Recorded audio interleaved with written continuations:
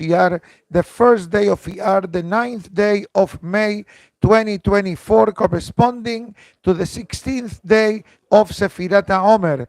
Today's class dedicated by Oren and Sara Dayan Le'ilui Nishmat, her beloved mother, Nehama Devora Bat Nahman Shemuel Alea Shalom. Additionally, today's class dedicated by the Nahmias family, Le'ilui Nishmat, the beloved husband and beloved father, Shelomo ben Abraham ben Esther. Additionally, sponsored by the Nahmias families as well, Le'ilui Nishmat, Tzilia bat Hana, Mrs. Celia Polsky, beloved mother of Mrs. Nahmias, that today also is the Yortzeit, also by by the Ze'ev Segal and family, Le'ilui Nishmat, Shemuel ben Eliyahu. Additionally, today's class graciously sponsored by Mr. Jadwek and family, honoring the bar mitzvah of his grandson, Yonatan Feldman, that celebrated the bar mitzvah yesterday and continues throughout the Shabbat. Additionally, today's class dedicated for the refuah shelema of Shaul ben Lora, Gabriela bat Malka, Heleni Orna bat Hen Hana. Kadosh Baruch Hu give them a refuah shelema among the holim of all of Am Israel. Amen. So we got a couple of topics that Be'ezat Hashem would like to cover today. First, we cannot forget the fact that today was a glorious day for the Jewish people. What happened today? Short answer. The first and second Bet HaMikdash, they started to be built today. Look in the book of Menachem, look in the book of Ezra, and it says, on the first day of the second month, the Beit HaMikdash started to be built. You know what that means to me? That the third Beit HaMikdash can be built today as well. And we don't need much. You don't need to pull permits. You don't have to have inspections. You don't have to get approvals by the zoning board or by the mechanical department or the Art Deco design. Let it be, right? I remember those days from Miami Beach. Okay, it's already done the way the Pasuk writes, Mikedash Hashem konenu yadecha, Bet HaMikdash, built by a Kadosh Baruch Hu. So then what do? We do the finishing touches. You know, get the final CO, that's it, chandeliers, maybe color paint, etc. But Be'ezat Hashem, you can definitely buy seats, obviously. We got a couple of them available, but in a more serious note, it's a very auspicious day. So Be'ezat Hashem, we hope and pray to have only great news coming from Eretz Israel concerning the soldiers, the hostages, Haz v'Shalom, the wounded, and only good news all around. But as we do every Rosh Chodesh, besides having a nice breakfast in honor of Rosh Chodesh, we also welcome today Rabbeinu Chaim Palachi from the Moed Kol Hai. He gives a fascinating introduction to the topic of Sefirat HaOmer. And it says as follows, Sefirat HaOmer is mitzvah that requires Zehirut and Zerizut. Zerizut means agility. That means do not procrastinate. When it comes to the moment of saying the Omer at night, make sure to do it. Baruch Hashem, today, 21st century, we are fortunate that there are so many friendly reminders that besides the cards that we use, but people today, they can sign up to a text message or to an email that tells you, remember to say the Omer. Last night, I got home when I finished in the office, and the minute I got home, I got the reminder from 3 sources to remind myself to do the Omer. You may say, why do you need 3? Because we are humans, and sometimes we say, I can do it later. I don't have to do it at 8:20. I can do it 10 o'clock at night. It is true. But zerizim magdimim lamizvot. Those that have agility, they expedite in the performance of the mitzvah. And he quote also the Shalah HaKadosh. I'm going to tell you something fascinating about the Shalah HaKadosh that I never knew till last week. The Shalah HaKadosh is known as Rabbeinu Shmuel Halevi Horowitz. He is buried today in Tiberias next to the Rambam. Maimonides. You go to the kever of the Rambam in Tiberias, you see many tzaddikim. One of them, as soon as you come in, to the left, you see a few kevarim, and one of them is the famous Shalah HaKadosh. Why is it called Shalah? Not only because of the Rashi Tevot of his names, but because he wrote a book called Shene Luchot HaBerit, the two tablets, Rashi Tevot, Shalah, Shene Luchot HaBerit. So I was reading something about his life, and it says that when he wrote this Sefer, there were Hachamim that came out against him. Not because of the content, because he was mega tzaddik, but because of the title of the book. Imagine yourself, okay? I write a book from all of the Torah classes, and I call them the 10 Commandments. You say, Rohi, are you Moshe Rabbeinu? Moshe Rabbeinu can say the 10 Commandments. So are you Moshe Rabbeinu? They ask him that you wrote a book called The Two Tablets of the Covenant. They wanted to put him in Herem. Says, change the title or else. He went to a big Hacham, and it says, no need to change the title. But I'm going to give you a suggestion, he says. Put in your last will and testament to be buried next to the Rambam in Tiberias. And the question is, why? He says, because the Rambam had the same issue. The Shene Luchot HaBerit, 1600s, maybe early 1700s. And guess what? What was the issue with the Rambam? He wrote the Yada Hazakah, the 14-volume set book. What's the name of that set? Mishneh Torah, the repetition of the Torah. And in the book of the Torah, which is the only book called Mishneh Torah? You know the answer. Hazaku Baruch, you see? My good friends from São Paulo, Brazil, Cohen. Sure, he goes to yeshiva with my cousins. Okay? Mishneh Torah is the nickname of Sefer Devarim. So, when the Shalah Kadosh passed away, his last wish was fulfilled. He's buried a few feet away from the Rambam in Tiberias, and the title of the book remains. Till today, I have them. Unbelievable books. He's also the great Hacham who wrote the special prayer that parents say for the spiritual well-being of their children, Erev Rosh Chodesh Nisan. We'll do it in a month from today, Be'ezat Hashem, Al Shebet, as we do every year. I felt compelled to tell you the background, that there was an issue with the title. But not because the title meant something negative, Haz v'shalom. It's because it meant something that the Hachamim of that time felt, take it easy. Okay? It happened to me 2 days ago, personally. I'm not going to tell you what happened, but it did happen. I caught it and I stopped. I was saying something and I didn't like the way it sounded. Not in this class, in the afternoon class that does not get recorded. So it's a different protocol. Baruch Ata Adonai Eloheinu Melech HaOlam She'akol Nihiya Bidbaro. And that's why our Mishnah says, Hachamim izaharu bedivrehem.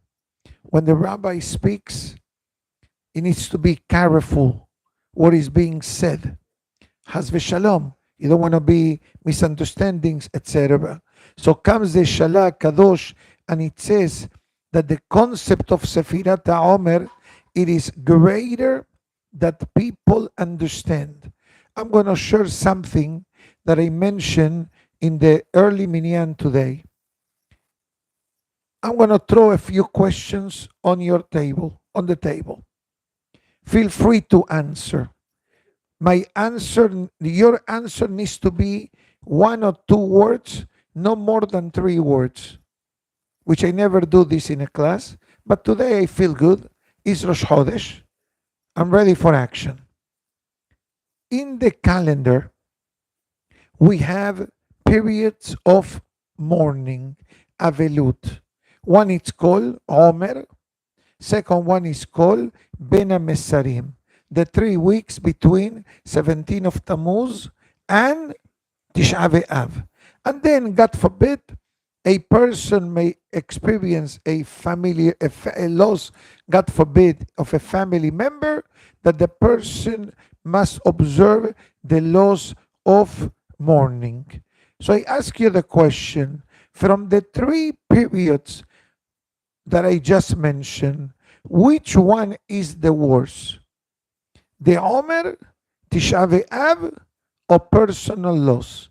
Concerning the loss of mourning, which is the worst? I'm not talking about the emotional pain, because the emotional pain that, God forbid, somebody loses a relative cannot be measured. But from a halachic perspective, which one is the most challenging? Tisha B'Av, Omer, or personal mourning? Okay, Hakam from Misraim says from personal. Okay, Hakam from Brooklyn says what? Tisha B'Av. And Hakam from Miami? Both. Nobody said the Omer. Okay, thank you, Hakam.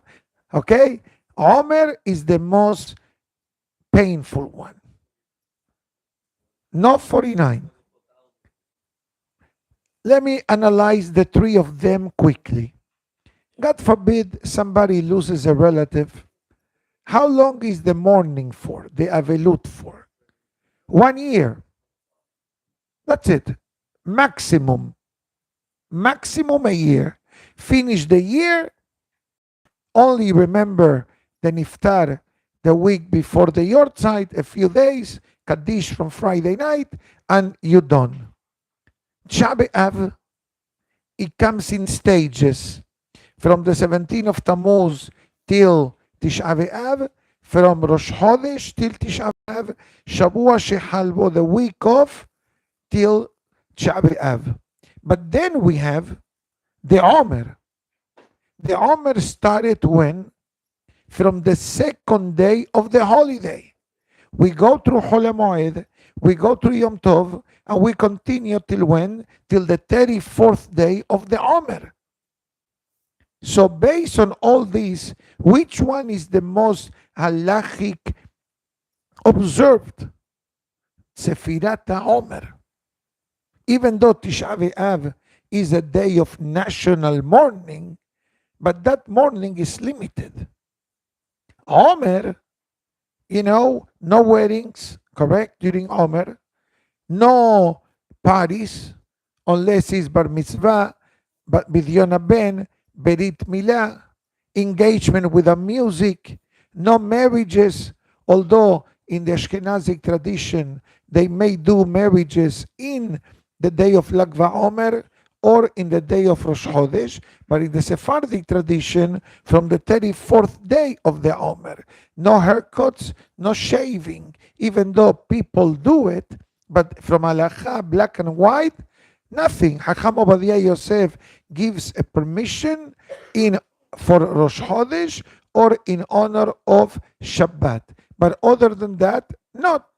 Even Shehiyanu, if a person needs to say Shehiyanu on a garment, on a beged, should be done in honor of Shabbat, not during the weekday.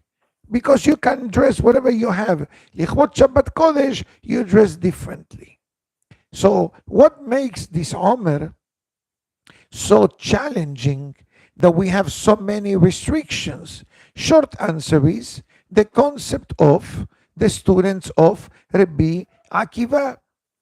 And he brings here the Rabbi Haim Falachi, something that we learn during Hol HaMoed Pesach.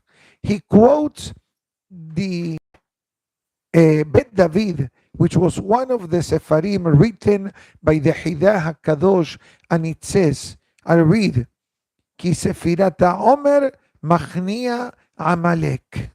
It says a person that has the zechut of counting the Omer day after day, it has the power to block, to bend Amalek, the enemy of the Jewish people. Now imagine you doing Omer in Miami and you're blocking a missile from Hezbollah or from Iran. Because even though we say Amalek, bottom line is the enemy nation of the Jewish people. And the question is, where do you learn that Sefirat HaOmer can defeat Amalek? It says very simple. Omer, it's a hint about Amalek. Where do you see Omer and Amalek? So somebody wanted to say, because of the Ain of Omer is Ain of Amalek. Nice Hiddush. But what if the Ain of Omer is the Ain of Esav? Anti-Semitism, terrorism is Esav. The CEO of anti-Semitism is Esav. Why? Halakha hi Esav soneh et Yaakov. So it says, the Hidah Kadosh, beautiful, and it says, the Ain of Omer is Esav. So then I have two more letters, Mar. Mar in Hebrew means what? Bitter. Bitter. Numerical value of the word Mar is 240, Gematria Amalek. So when we do Sefirat HaOmer, we get rid of Esav and we get rid of Amalek. Unbelievable. Unbelievable. So now your question, what can I do for Israel? Do Sefirat HaOmer. Besides Tefillah, Teshuvah, Tzedakah, the way the Midrash Rabbah writes. And therefore it says, don't be negligent. And when did the Hidah wrote this? Over 200 years ago. Over 200 years ago, that anti-Semitism, by the way, it's long, it's not new. It became more pronounced today in the 21st century because of all the madness going around. But 70 years ago, 79 years ago, or during the Holocaust, going back to the time of the Hidah Kadosh lived in a time where pogroms against the Jewish people was common. What prompted pogroms? Anti-Semitism. What prompted Inquisition? Anti-Semitism. Whatever is happening today. And therefore it says, don't be negligent. Don't be atzlan. Don't be lazy about it. Make sure to put a reminder to do the Sefirat HaOmer on a regular basis, because that is the stepping stone for the preparation of Shavuot, as we discussed in the early days of Sefirat HaOmer. Beautiful introduction by the great Rabbi Haim Falachi concerning Sefirat HaOmer. Here he brings an interesting Hiddush that I will say that a few days ago I saw something a bit different. I'm going to share this with you because it says in the book for me to say this to you. Where does it say in the book? If this book was written maybe 2 centuries ago, I put a black dot. That's my sign to share this with the Kahal. What I'm going to say now is optional. It's not mandatory. You don't want to do it, you don't have to do it. You're still a nice fellow if you don't do it. But it says here And he brings sources. He brings here Shevet Musar, Sedeh Hemed, and others. And it says, during Birkat Cohanim, in the Sefirat Omer period, try, if possible, to say the chapter of Tehillim, Lamnaseach Benginot Mizmor Shir, in the shape of the menorah. We do Lamnaseach every day after the Omer, correct? And every word of the Lamnaseach connects to one day of Sefirat Omer. We also say Lamnaseach every day before Baruch She'amar. And in the Sephardic Sidurim, it's very common to see Lamnaseach in the shape of the menorah. And see what's written about it, something powerful. And Beli Neder, as the days of the Omer go by, will discuss what difference does it make, shape of the menorah and just reading it without the shape of the menorah. There is a code, hidden code in the shape of the menorah. But we'll save it for some other time. So it says, what's the benefit of it? The Yasliach Bechol Ma'asav brings great success to the person and brings protection for that day. Now, why there is a need of extra protection during the days of Sefirat Omer? Short answer, because Sefirat Omer are called Yeme Hadin. The days of the Omer are days of judgment. Now, how do we know that the days of the Omer are the days of judgment? Short answer, the passing of the students of Rabbi Akiva. That's simple. And that's why they say don't take a haircut. Avelut. And the haircut has to do with judgment. The hair on the head is din. The beard is rahamim. Sure. That's what's written in the holy books.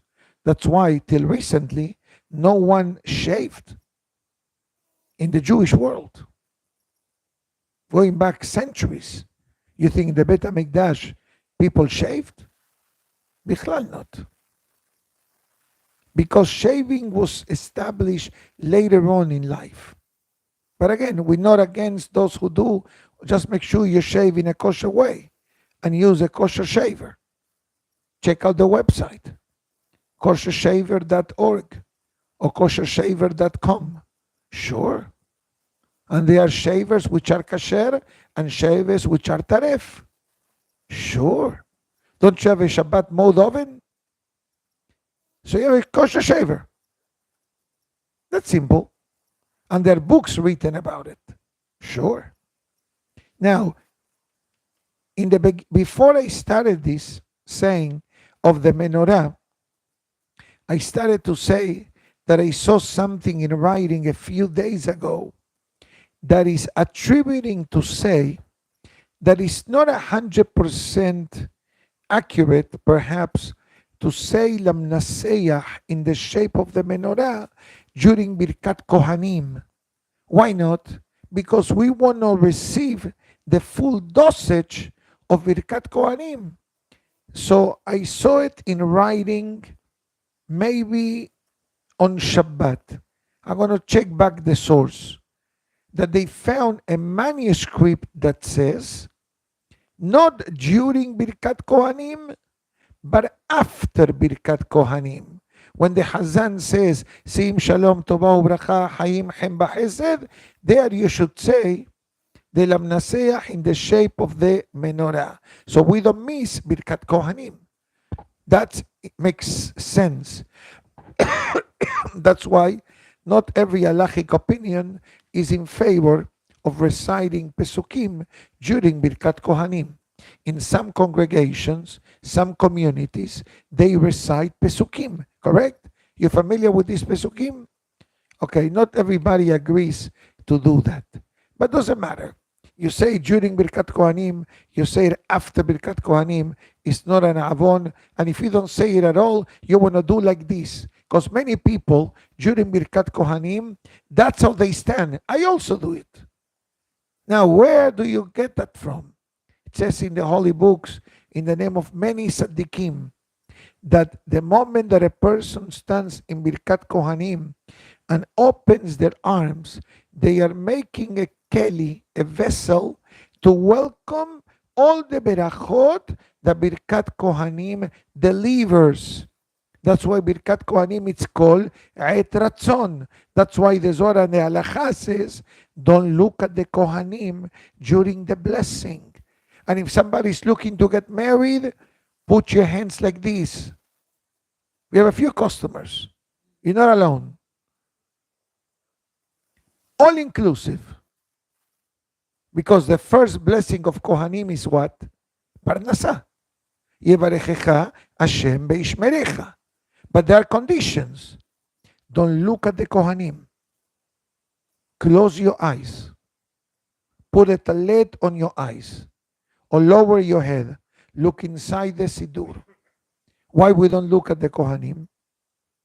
Zohar Kadosh explains, because the Pasuk says at the end of Birkat Cohanim, Va'ani avarechem, and I will bless you. Who is this? HaKadosh Baruch Hu. So if we know that Hashem's holy presence is coming down to the audience to give us a beracha, the mere fact that I know that there is an essence of godliness more revealed than other part of the prayers, automatically that requires from us show a certain level of humility, so to speak. Beautiful message of Rabbi Chaim Falachi, quoting the great tzaddikim that we mentioned. Let's go quickly to the Sefirah of the Omer today. What day did we say is today? The 16th day of the Omer. What did we started to learn yesterday in the brief class that we had? Yaakov Avinu is the host of this week. Who does Yaakov Avinu welcomes to today's Sefirah? His father, Ishak. So today's Sefirah, it's called Devora Sheva Chesed. Now, what code is Devora Sheva Chesed? He explains as follows. I'm going to put it the way the Baal Shem Tov said. Says the Baal Shem Tov, the mission of a Jew in this world is to create harmony between two worlds. I cannot marry water and fire. Agree? Or the water or fire, which, by the way, these are two types of personalities. There are four types of personalities. It's written in the holy books. One personality like the water, one personality like the fire, one personality like the earth, and one personality like the wind. But forget about that. Says the Baal Shem Tov, what's the mission of a Jew in the world? Short answer, combine both worlds, the physical and the spiritual. Now, to many of us, this may sound complicated. What do you mean? The Shamayim is up there, the earth is here. The Zohar says 500 years distance between the heaven and the earth. And now suddenly you're telling me, by the way, your mission, if you wish to accept, right, the way it says, the famous tape, okay? Hazako Baruch, okay? What's our mission? Harmony. Bring harmony to the world. This is the Sefirah of today. The question is, what does it mean, harmony? To me, harmony is a chocolate, kosher chocolate from Switzerland by the Schmerling company. I'm familiar that you're familiar with, called Harmony. One of the flavors is called Harmony. Or harmony could be in music. Or harmony in a home, shalom bayit. What does it mean bringing harmony to the world? So, to do it simultaneously to the entire world, I think that the only one that can do that harmony is Mashiach. That's the reality. But that doesn't mean that I cannot invest my own harmony. You invest, everybody invests. And by the way, when I'm saying the word investing, is only the effort. Not talking about money. You have to invest $100,000 to bring in harmony to the world. You want to bring harmony to the world? I'll bring you a few examples. Before we eat, beracha. I bought a suit for the holiday. Don't tell me, Rabbi, oh, nice suit, made in Italy. Forget about that. Look at this label. Sha'atnes. Non-sha'atnes. That's a label that you care. Don't look at this label. Okay? Which I'm going to tell them that I don't like the new suits.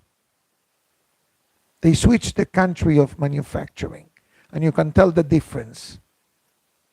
But that's something private that I'll deal with him personally. Okay? Another example. You buy an apartment. What do you look for? The knis. That's all. Which floor? Shabbat elevator, no Shabbat elevator, easy access in and out.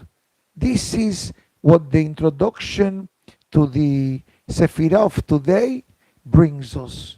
Bring the godliness in both matters. Let's talk about the most materialistic item in human life, money. We said this before. Money, it's part of life. I cannot tell FPNL, the light company, you know what, if you sponsor a whole week of classes, don't bill me at the end of the month. The light company, in New York, it's called Con Edison. Here it's called Florida Power and Light. FPNL. I cannot tell them, okay, sponsor, you know what, I'm going to give you a few days of dedication, don't bill me. Or I tell the insurance, I'm a nice guy. I don't do much. I don't do crazy things. No. So money is necessary to live. But if a person earns money in the kosher, proper way, and if a person gives maaser, person gives tzedakah, that we do every day, Baruch Hashem, so that means I'm bringing the harmony between the materialistic item and the spiritual item. How far does this harmony goes? So it says one of the most essential ways is the beracha of Asher Yatzar, because there is nothing more private in the life of the person like going to the bathroom,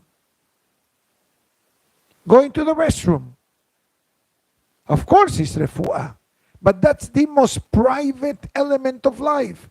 You go to the restroom, you close the door. You don't live in a bathroom that has no door. So it says even something so essential that people need to relieve themselves for their own physical well-being, remember God. You know that the halakha brings down that in the olden days, people used to say a prayer prior to going to the bathroom.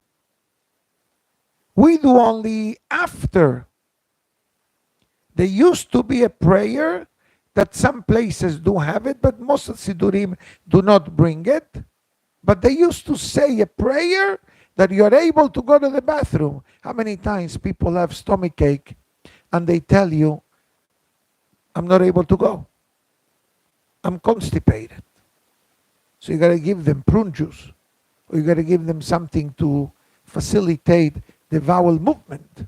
We learned this not even a week ago, that if God forbid the person will not be able, that part of the digestive system works properly, how many medical conditions or health conditions are attributed to the lack of. So therefore it says, Ben Adam lamakom Bring godliness into the balance of your life. And I believe that without any doubts, that in every step of our life, this is a possibility. There is barely, I don't think that even exists, but in every area of life, there is a godly element. The only question is if we are activating it or not. We learned the other day the halachot of paying salaries on time to the employee is actually a mitzvah from the Torah, from the 613 mitzvot. When I shared this to someone, the person made a comment. He says, if the person never knew that when you pay the salary, you're fulfilling a mitzvah from the Torah. He asked me, what is it written? I never heard such a thing. I said, what is it written? It's a pasuk. ביומו תיתן שכרו. לא תלין פעולת שכיר עד בוקר. You actually get double mitzvah. You get the mitzvah of paying, and you get the mitzvah of not delaying. Even though the Torah says ביומו in its payday, but that translation has many varieties or variations. Maybe you have a day laborer, you got to pay them at the end of the day. But in America, many office paying jobs, payroll paychecks, they come Hazaku Baruch, bi-weekly or weekly or monthly. You know, weekly is by the amount of the weeks. Bi-weekly, every 2 weeks. Monthly means you get 12. And those who are in the world of business already understood what I'm trying to say. Depends how you pay, depends how many payrolls you will have. But that's not my department today. You want payroll, call Paychecks, call, I don't even know the name of the other company, and they can help you set up that in a beautiful way. Now, the next one. Gebura shebatiferet, with others. Ben Adam lahavero. It says boundaries in life. Even though when I say boundaries, usually we speak about a swimming pool, a balcony, railings. You know what it says today? Set up boundaries in relationships. It happened to me today in the morning. Somebody shared with me a situation. I said, you know what the problem with this situation is? You are an enabler. You know what that means? Enabler means you're allowing that to continue. You're helping someone. You're coming to me to complain that this person is asking again for your help. So what I'm telling you, you have to learn how to say no. You help the person as much as you can. But sometimes helping constantly doesn't give the person the responsibility and the boost that he or she needs. In other words, in English they say, you need to let the bird fly. You understand? That's it. If you're going to hold the wings, the bird will never be able to fly. Also the person. So one of the messages says here is set up healthy boundaries in relationship. Maybe we rely too much on someone, and the person out of embarrassment doesn't want to say no, but the person is annoyed at us. Or the opposite. It says, you want to keep healthy relationships, keep boundaries. That's why the Gemara says, concerning visiting someone unannounced, not allowed to. Imagine yourself, I'm in your building, and suddenly I knock on the door of your apartment. Hi, it's me, the rabbi. I was in the neighborhood. I decided to pay you a visit. I'm not going to tell you what the Gemara says about that type of behavior. How gods react when someone does that. Not in a good way. We'll save it for some other time. You're supposed to call. Today you live in the 21st century, correct? Yeah. You can call. Call. Because what happened if the person did not see your text? You say, oh, you see, he's ignoring me. He's ignoring me. You have? So today you call. Rohi, I'm in the neighborhood. Can I pay you a visit? Just to say hi? Maybe you're resting. Maybe you have to leave the home. Maybe the house is not presentable. Maybe you have nothing to serve the person when they pay you a visit. Maybe your wife is tired. Who knows? That's why the Gemara writes, Kol shiken lebeto shel havero. You cannot come unannounced. But some people, okay, don't go. If they don't answer the phone, don't go. That's simple. If they did not answer your text message, don't go. That's simple. This is setting healthy boundaries. Goes further and it says, Ben Adam le'atzmo. It says that often we all recognize the need to change. But what do? We give ourselves excuses. I start Rosh Chodesh. Beautiful. Dieting. Easy. When do you start? Monday. Which Monday? Why not Sunday? I know, because Sunday I'm going to my in-laws. And what about Monday? I know Monday is Rosh Chodesh. So I have Sa'udah. What about Tuesday? No, I have a bar mitzvah. What about Thursday?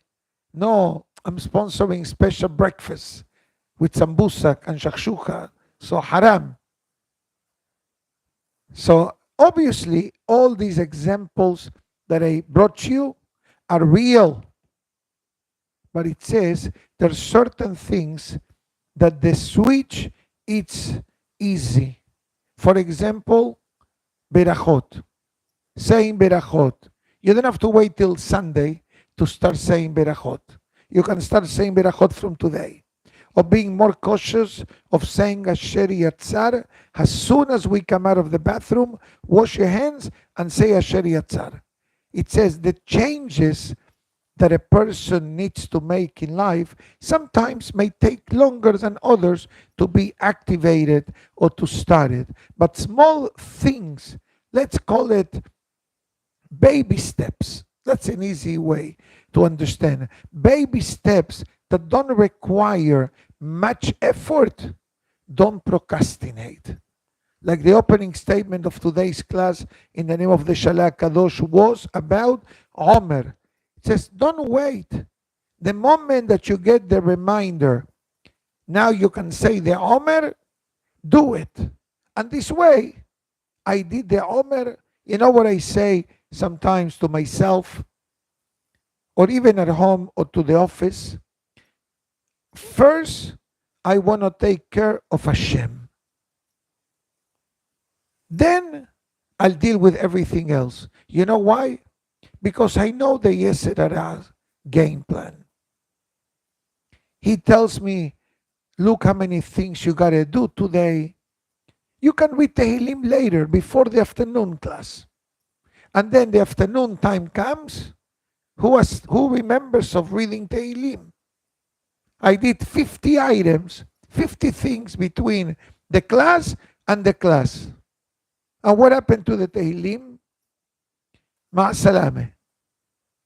So many times I said to my office, I need 10 minutes to finish with God, to catch up whatever I was missing that occasionally happened, I took care of God. Now I'm able to take the world. I'm speaking now from personal experience. My days function different depending on my setup. And you know me, my days are unpredictable. I can only predict what's in the agenda. The extracurriculum things that happens out of nowhere unexpectedly, I got a deal like yesterday, the passing of the great Hacham. Hacham is now in Israel. They took him to Har HaZatim. So the Levaya, it's now in Israel. Hacham Haber from Brooklyn. Menachem ben Hana, Rabbi Michael Haber, alav shalom. Great person that was niftar, alav shalom. But they now he landed in Israel. I know they're doing the mitzvah. I think it's being broadcasted. I'm not sure if it's in iTorah or a different platform, but somebody told me that they were trying to get a live hookup to be able to see it. But it doesn't matter. The times don't match, so you still have time. It's going to be a bit later.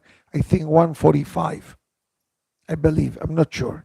But bottom line, that when we prioritize HaKadosh Baruch Hu in our life, only beracha comes. I finish with a pasuk that says, which I'm sure you know this pasuk, Bechol derachecha da'ehu vehu yeyasher orchotecha. The pasuk means as follows: Bechol derachecha, in all your ways, da'ehu, get to know God. Vehu yeyasher orchotecha, and God will straighten the pathway. In other words, bring God with you.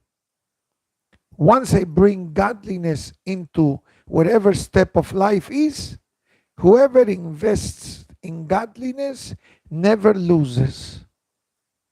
Sometimes people ask me about investments, and I tell them, can you afford to lose it? Question number one. Obviously, every case needs to be handled by its own merit, and I try not to get involved, but sometimes people do ask. So I give them the basic lineup of questions. Any guarantees, any responsible people that you're investing with? Do you need it? Is this your retirement fund? Did you do a tera iska? Is it a loan or an investment? And you'll be surprised how many people say, Rabbi, thank you, you opened up my eyes. And for me, it's the biggest simha. Why? Because I prevented a person, especially when it comes to the advanced age, but any age, doesn't matter, of pain and suffering. Because I also need to put out fires post the action. You see, people come to talk to me after. Why don't you come before? Come before. At least I'll do the best. It happened even yesterday. Somebody came to me, an investment to buy apartments to rent. I said to him, you need to come back with 5 answers. I told him what he needs to ask. Then you do your numbers. If it makes sense, come and we'll talk again. Easy stuff. Nothing complicated, which many people are doing. But you got to do it at the right time. To buy Bitcoin today at 60-some thousand, big deal. Go to Coinbase, go to any of these apps and buy. You're buying retail. You're paying MSRP price. Hacham Einav Berosho. King Solomon says, Hacham, the wise man, Einav, his eyes are on the head. You gotta need to have siyata dishmaya. And believe me, when questions of this nature do come, because I saw through my life how many people, God forbid, get hurt. So I said to myself, if my mission is just to open, one fellow, I remember now as I'm speaking, called me to complain. Because of you, he's not investing with me. I said, I'm so happy that he's not investing in you. Say, why? I'm nice fellow. He says, if everything is legit and everything is kosher, you wouldn't have this reaction. While you're gambling on an 83-year-old man who doesn't perhaps aware of everything that's happening out there. Baruch Hashem, thank God he didn't do the move. Beseder? This is Siyata Dishmaya. I don't think that I'm so knowledgeable. But I pray to HaKadosh Baruch Hu the way we say in the Amidah, in the Mehillah, in Arvit. Betakeneno malkeno be'etzat tova milefanecha. What do we say? You know what are you saying that? Takeneno malkeno etzat tova. Says, God, enable me to have a good advice. To, in my case, to give a good advice. Because I deal with advices every day. Without exception, I have one now coming soon. Okay? Have a great day. Chodesh Tov B'Siman Tov. תזכה למצוות to all the generous sponsors of today's class. ברוך אדוני לעולם. אמן ואמן. רבי חנניה ונקשיה אומר, רצה הקדוש